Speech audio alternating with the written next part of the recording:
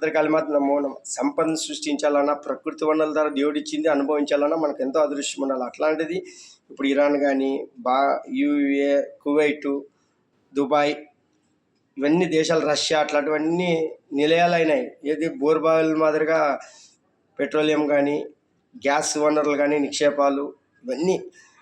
కానీ వాళ్ళకి బాగా ఎక్కువైపోయింది అనమాట. ఎక్కువయ్యి పొగురు పట్టినారు, బాగా విలాసవంతంగా ఎదుగుతున్నారు. ఎక్కడ కనపడడం లేదు.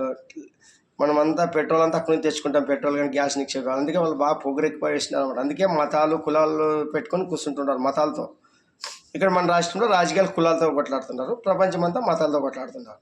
ఏముంటుందన్నా, వీరభద్రుడు వస్తున్నాడు, ముక్కనొక్కని నార తీస్తాడు. మీకు అర్థమవుతుంది ముందు ముందుకి.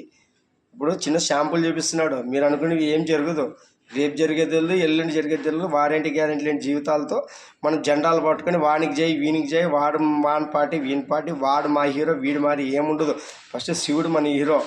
శివుడే సర్వం శివమయం, సర్వం వీరభద్రమయం. జై విష్ణు నమో నమః.